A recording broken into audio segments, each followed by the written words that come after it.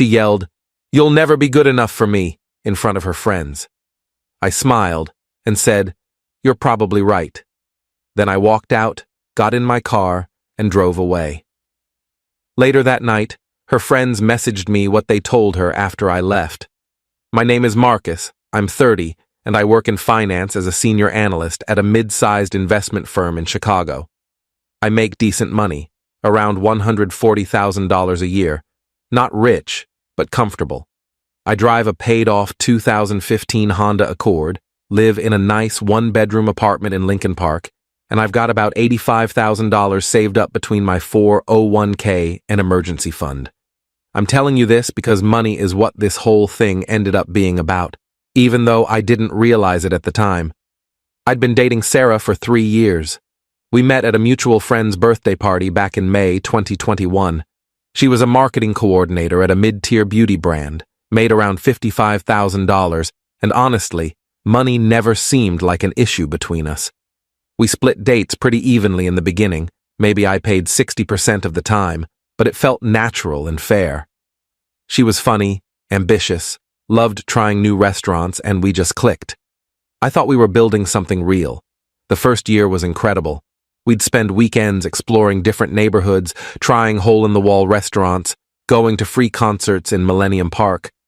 She never complained about my car or my apartment. She seemed happy.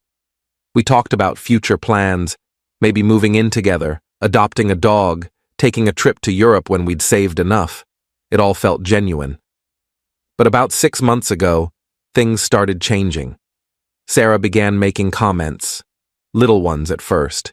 We'd be watching some travel show on Netflix and she'd say, "Wouldn't it be nice to go to the Maldives like them?" I'd laugh and say, "Maybe in a few years when I make VP." She'd go quiet, her smile fading. Or we'd be scrolling through Instagram together and she'd stop at posts of engagement rings, designer bags, luxury vacations. She'd linger on those posts longer than she used to. Then there were her friends, Nicole, Jess, and Amanda. We'd go out with them maybe twice a month, and every single time, the conversation turned to money. Nicole's boyfriend just bought her a Tiffany bracelet. Jess's boyfriend surprised her with a weekend in Cabo. Amanda's boyfriend leased her a BMW for her birthday. And every time, Sarah would come home quieter than usual. 3 months ago, she started pulling away, less texting during the day. When I'd send her funny memes or ask about her lunch, I'd get one-word responses hours later. More, "I'm tired," when I wanted to come over after work.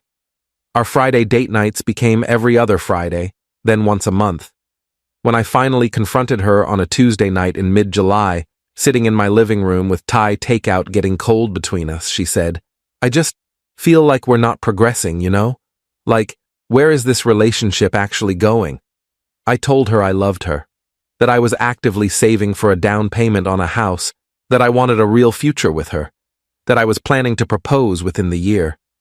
I even showed her my savings spreadsheet, my timeline, my plan. She nodded slowly, but her eyes looked distant, like she was already somewhere else in her mind, like my plan wasn't good enough or fast enough. 2 weeks ago, everything exploded. It was Saturday night, August 24th. Sarah invited me to Amanda's 28th birthday dinner at this upscale Italian place downtown called Girasole, the kind with cloth napkins, a wine list thicker than a phone book, and a sommelier. I wore a navy button-down and dark slacks, nothing fancy but clean and presentable. When I arrived at 7:30 p.m., Sarah barely acknowledged me. She was already 2 glasses of Prosecco deep, laughing loudly with her friends at the bar, and I felt like a ghost she could see right through. The restaurant was packed, candles flickering on every table, soft jazz playing in the background. Our group had a long table near the window overlooking the Chicago River. I sat at the end, next to Sarah, who immediately turned her attention to Jess on her other side. They were talking about some influencer drama I didn't care about. I ordered a beer and tried to make conversation with Brad, Amanda's boyfriend, about the Bears' terrible season. He was polite enough, but his attention kept drifting back to his phone. Halfway through dinner, after the appetizers arrived, bruschetta and calamari that cost $24 each, Brad started talking about the Tesla Model S he'd just bought.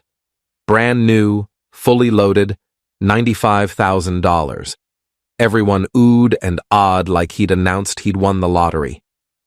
He pulled out his phone, showing off pictures of the white exterior, the massive touchscreen dashboard, the autopilot features, the insane acceleration times. "Man, that's incredible," said Nicole's boyfriend Jason.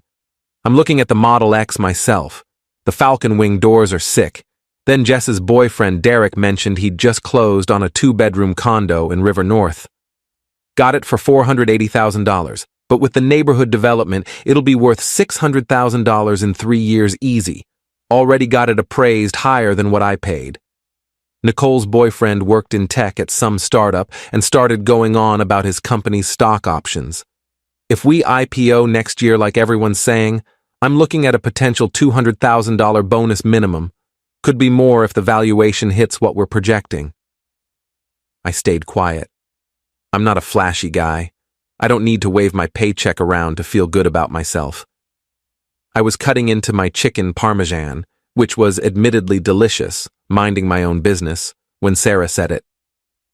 "Yeah, well, Marcus is still driving his college car."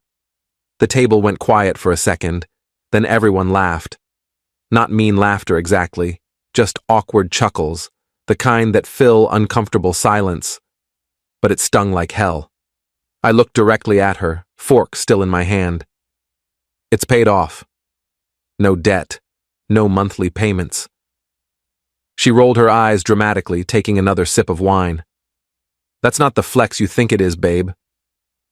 I felt my chest tighten, heat creeping up my neck, but I kept my expression neutral. I set my fork down carefully. "Excuse me, I need to use the restroom." I walked past the bar, past couples enjoying their romantic meals, and into the bathroom. I splashed cold water on my face, stared at myself in the mirror under the harsh fluorescent lights, and told myself to let it go. She was drunk. She was showing off for her friends. It didn't mean anything. We'd talk about it tomorrow when she was sober. But when I came back to the table, weaving through the waitstaff carrying trays of pasta and wine, I overheard her. She was leaning toward Amanda, her voice low but not low enough. "I just don't see him ever being at the level I want, you know? Like, he's comfortable being mediocre. He has no real ambition to level up. He's content with good enough." I stood there for a second, frozen 3 feet behind her chair, my hand gripping the back of an empty seat. The words hit me harder than the public humiliation. Mediocre, no ambition. Those words coming from someone who claimed to love me. Then I walked back around, sat down, and didn't say another word for the rest of dinner. I smiled politely when spoken to, nodded when appropriate, and counted the minutes until we could leave. The dessert course felt like it lasted hours. When we finally got outside around 10:45 p.m., the cool night air hit my face. It was a relief after the stuffy restaurant. Sarah was tipsy, giggling about something Amanda said, leaning on Jess for support as they walked. I told her I'd drive her home since she'd clearly been drinking too much. She waved me off dismissively. "I'm staying at Amanda's tonight. We're doing a girls' night thing, watching movies or whatever." "All right," I said, keeping my voice even. "Text me when you get there safe." "Yeah, sure," she said without looking at me. I started walking toward the parking garage across the street, my hands in my pockets. I'd made it maybe 20 feet, was almost at the crosswalk when she yelled it. Her voice cut through the sounds of downtown traffic, the honking cars, the distant sirens. "You know what, Marcus? You'll never be good enough for me." Everything stopped. Her friends went completely silent. A couple walking their dog on the sidewalk turned to stare. A group of people smoking outside a bar looked over. I stopped walking, my back still to her, and took a deep breath. Then I turned around slowly.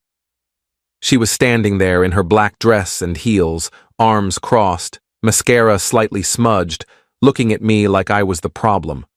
Like I was the one who'd done something wrong. Her friends were staring at her with wide eyes, mouths slightly open in shock. I just smiled, calm, controlled, the kind of smile that doesn't reach your eyes. "You're probably right," I said, my voice steady and clear enough for everyone to hear. Then I turned back around, walked to my car, got in, and drove away. My hands gripped the steering wheel so tight my knuckles went white. I didn't cry. I didn't scream or punch my dashboard or call her names. I just drove home in complete silence, the city lights blurring past my windows, my mind surprisingly blank. When I got home around 11:15 p.m., I poured myself 3 fingers of bourbon, sat on my couch in the dark, and stared at the black TV screen for 2 hours. My phone sat face down on the coffee table. I didn't want to look at it, didn't want to see her excuses or apologies or whatever she'd send. Around 11:30 p.m., I finally picked it up. 3 messages were waiting. Nicole. "Hey, I'm really sorry about tonight. That was completely out of line. You didn't deserve that." Jess. "Dude, we told her off after you left.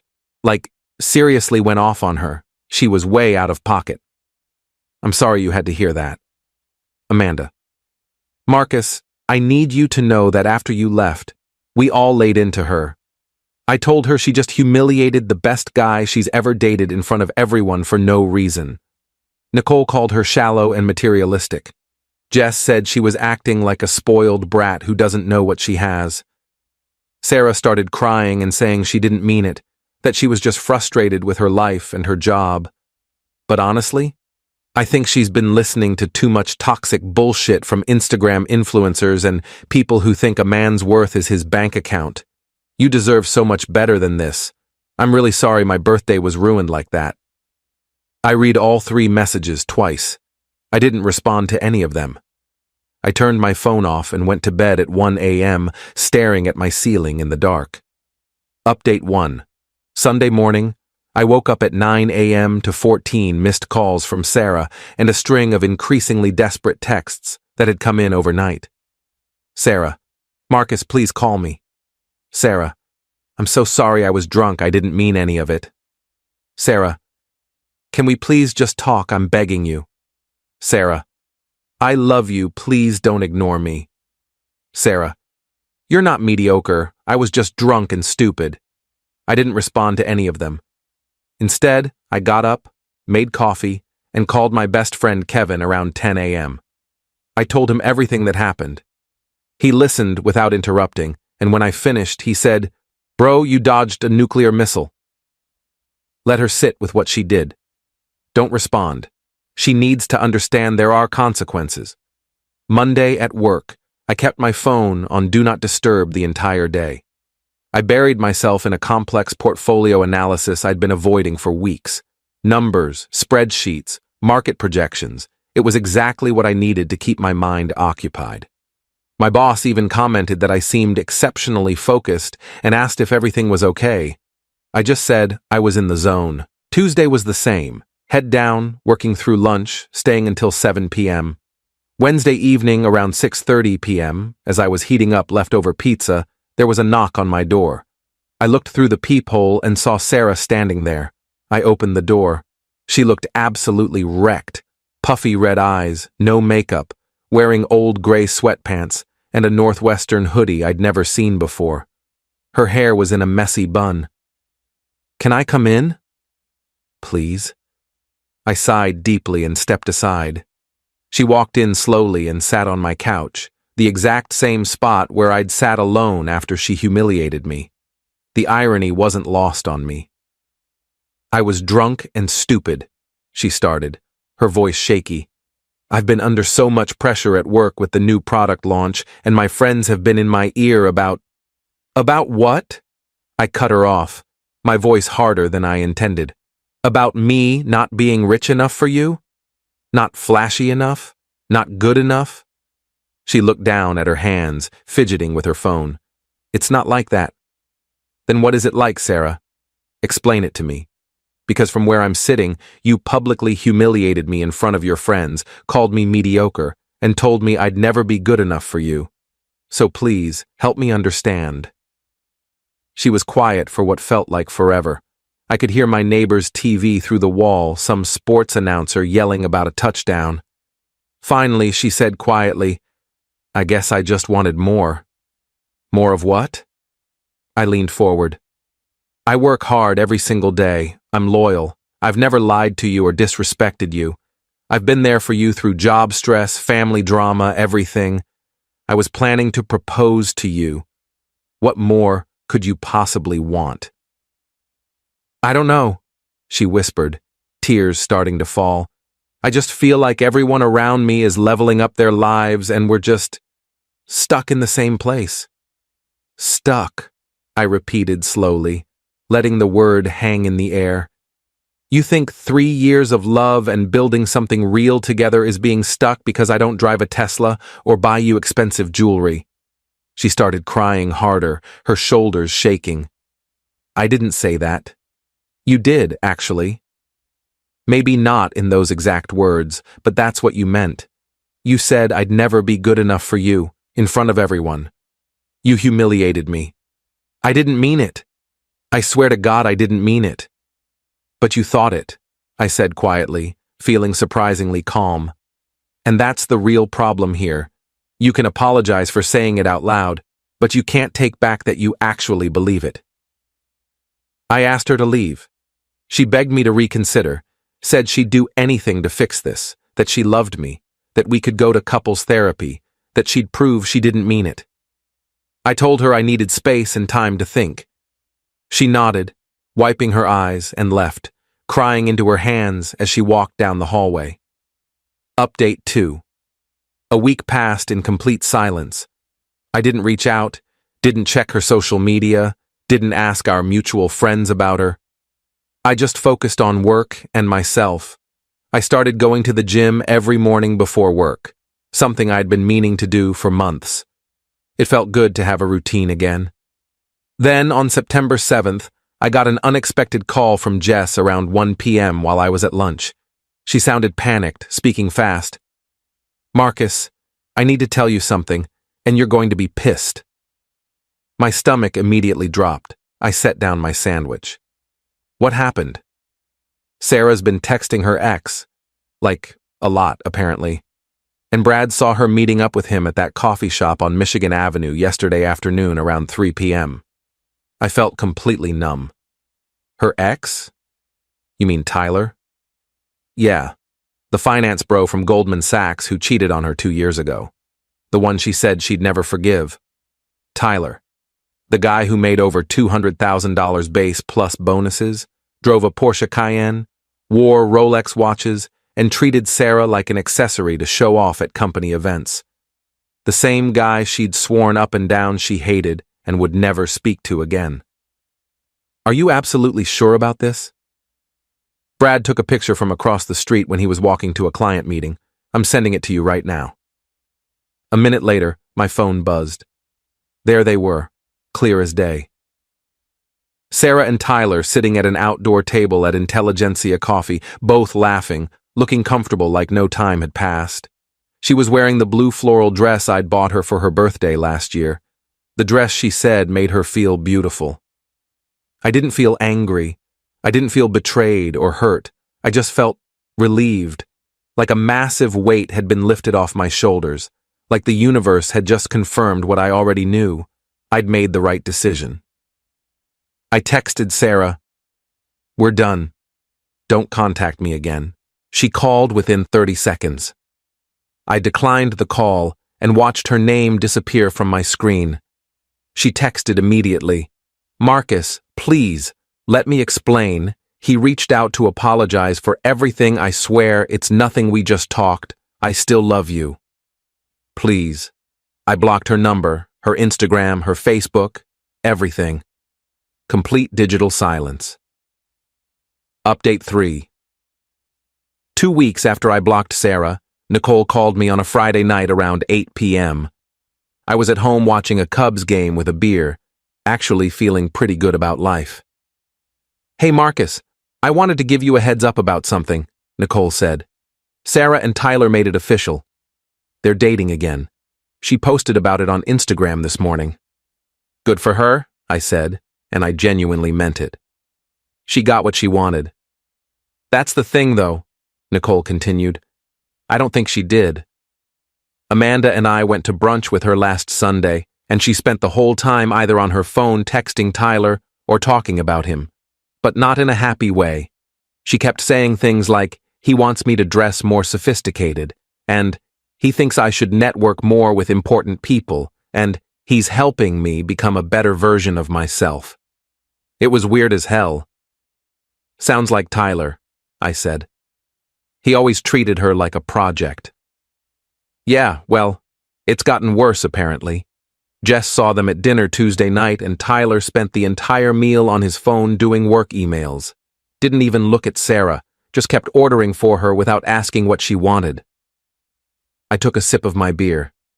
That's his style. Everything has to be controlled by him.